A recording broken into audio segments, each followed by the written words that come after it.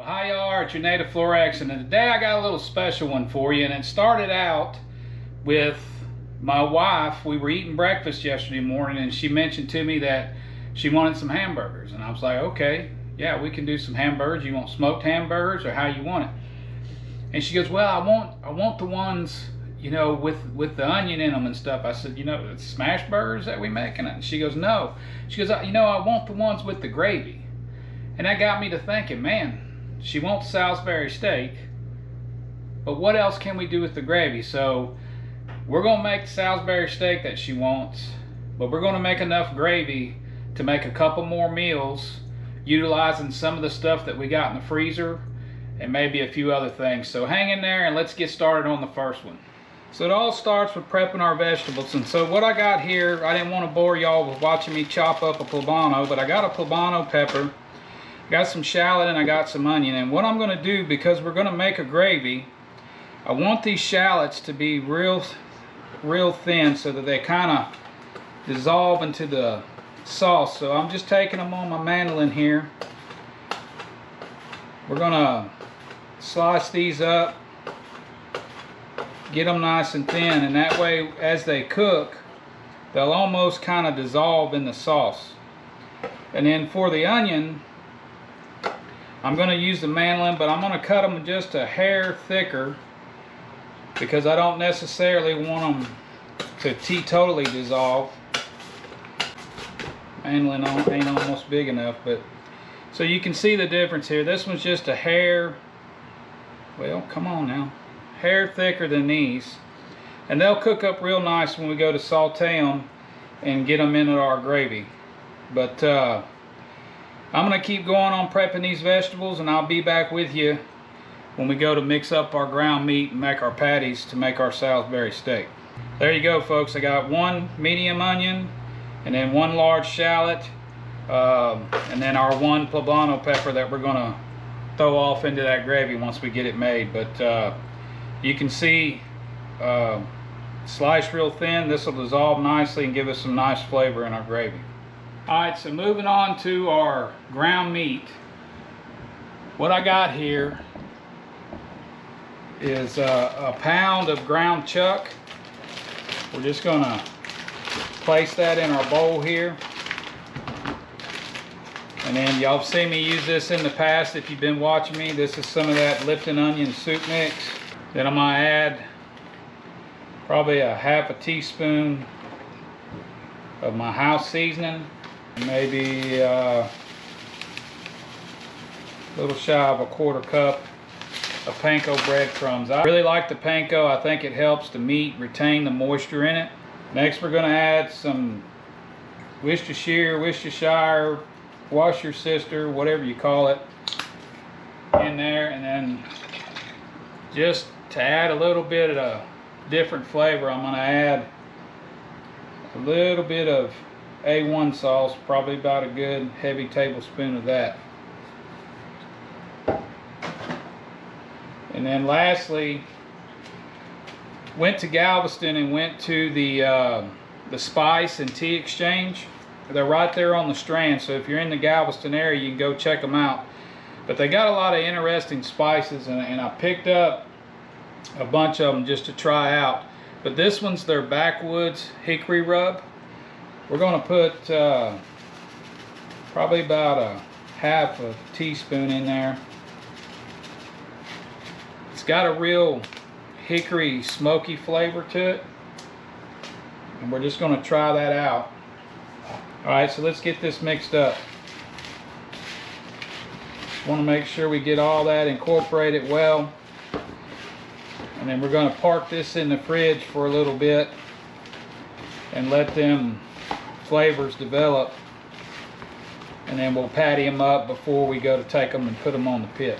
Now you could add like a quarter cup of ice water to this to help them seasonings get incorporated, but I think the liquid that we added with the Worcestershire and the A1 was enough to help get everything put together real well. So again, I'm just gonna put this in a bag and park it in the fridge till we're ready to patty it up and put it out there on the pit. All right, folks, so we got our meat out the fridge. Just gonna take it out and put it on my fine china. Try to make at least 4 patties out of this if we can. And I'm not making them perfectly round.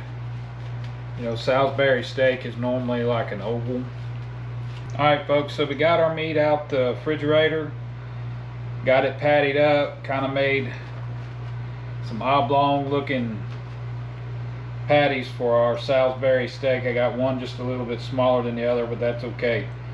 And we'll get the pit fired up, get them out there on it, and get them to cooking. All right, folks, pit's up to temp. I got it on 225.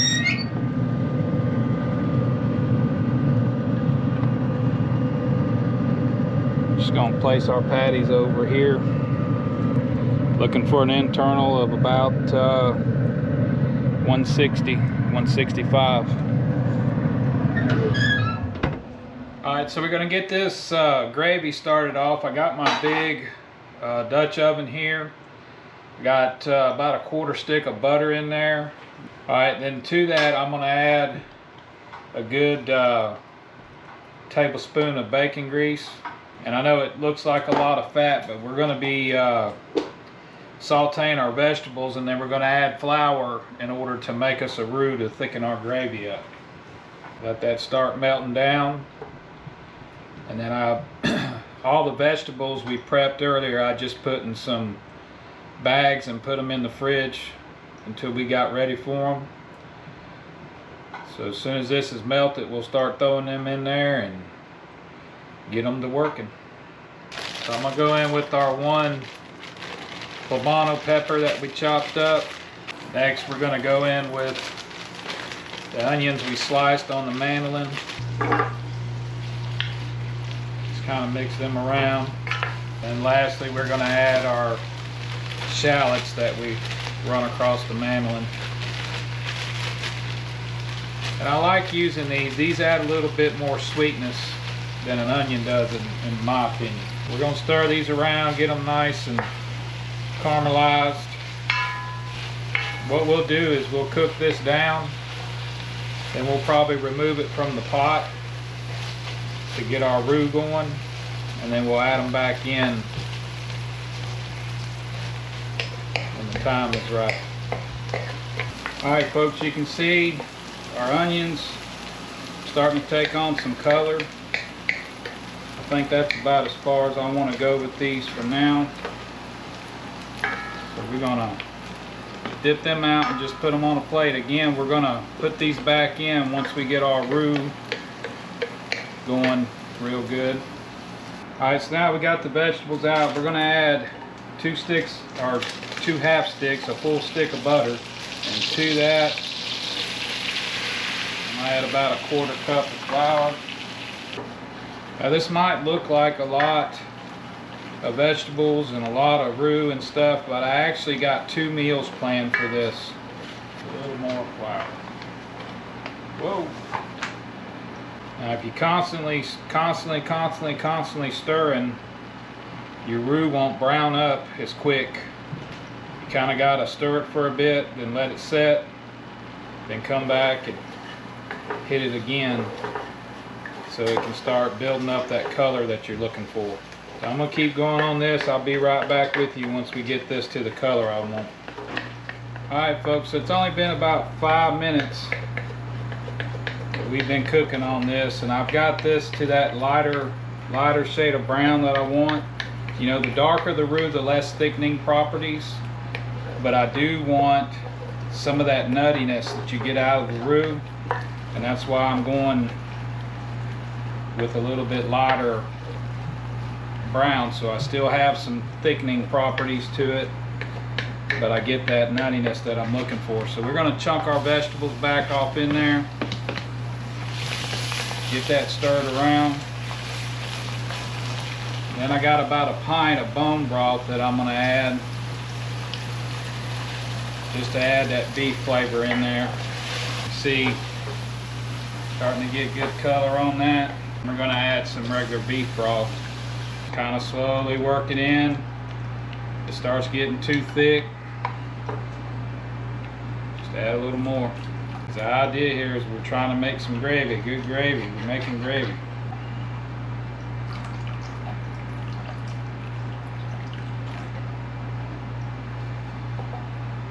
And we're going to turn our fire down, just down to a low flame, and let all that come together. Then we'll start throwing some more seasoning into it. Might wind up putting this whole quart in here. I think I am. Next thing, I'm going to add about a tablespoon of some beef bouillon.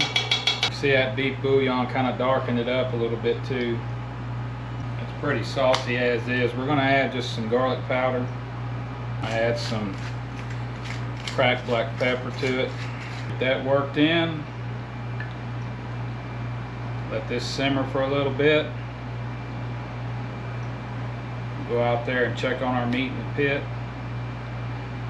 And this dude should be ready here pretty quick. Alright folks, I kind of moved things around a little bit. Whoa, getting too hot, getting too hot.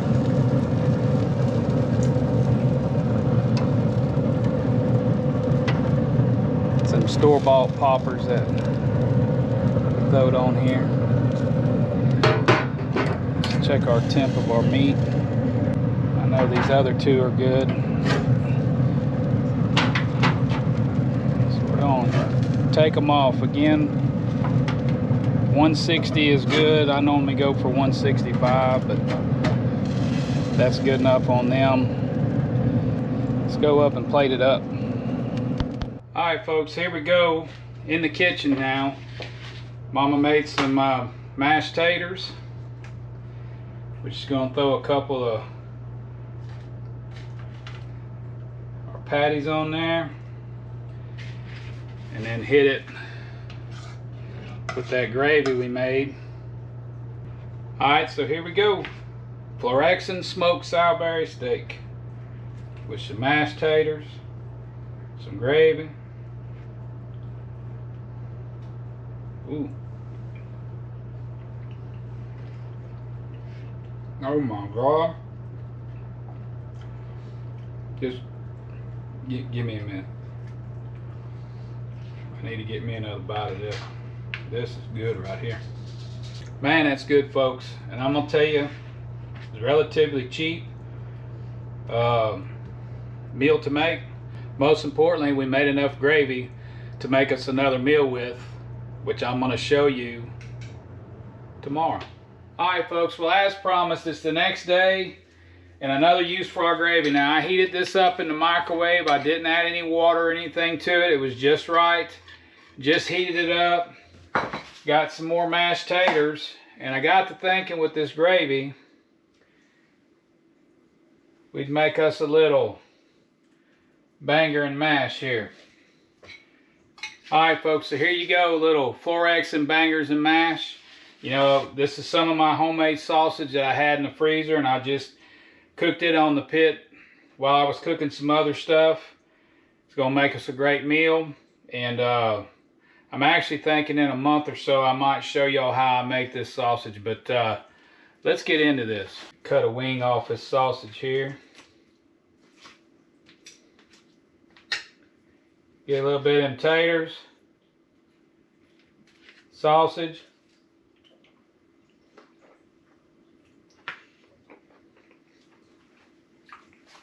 man, that is good.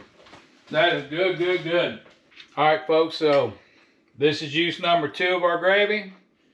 Now let's move on to number 3. All right, folks, so we got our gravy heated up. And remember, if you've been watching my channel for a while back I did some smoked chuck roast as a cheaper cut of beef to cook. And so all we're going to do is I took some of it out of the freezer, thawed it out. We're going to chunk it in our gravy here, stir this around, and then we're going to eat it on a little bit of rice. Alright folks, so we got our fresh from the bag jasmine rice. We're just going to give this a quick stir and throw it down on there and give her a try out.